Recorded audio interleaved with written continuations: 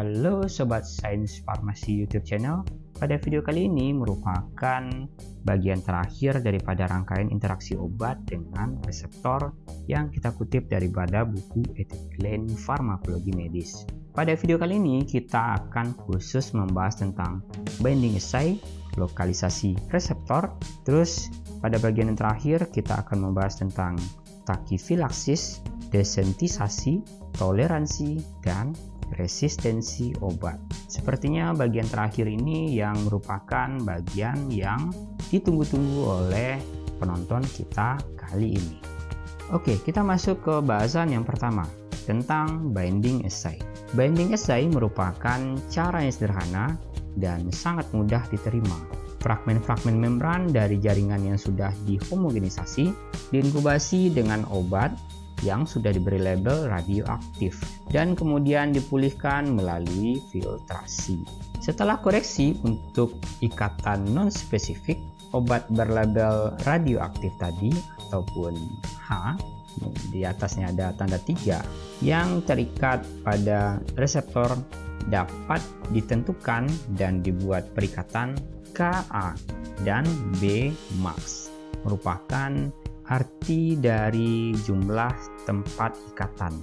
Lalu berikutnya ada binding assay, digunakan secara luas untuk mempelajari reseptor obat, namun memiliki kelemahan tidak dapat mengukur respons fungsional.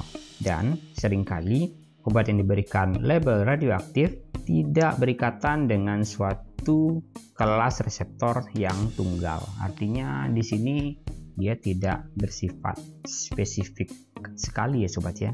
Oke sobat sains, kita lanjut ke bahasan lokalisasi reseptor.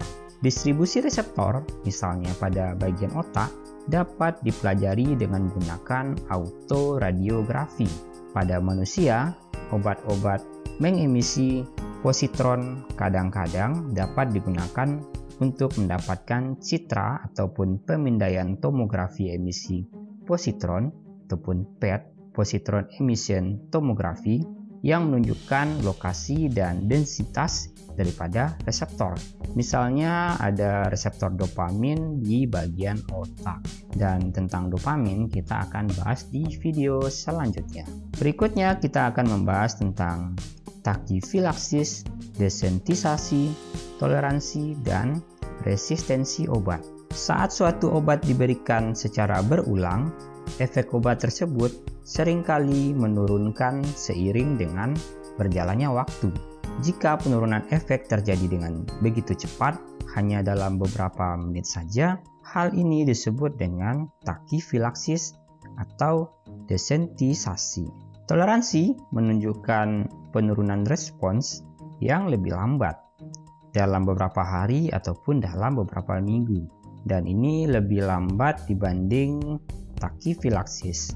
Resistensi obat adalah merupakan istilah yang digunakan untuk menghilangnya efek obat-obat kemoterapi, dan misalnya di situ adalah obat anti malaria. Dan untuk anti malaria sendiri kita akan bahas di next video, di video yang selanjutnya ya sobat ya.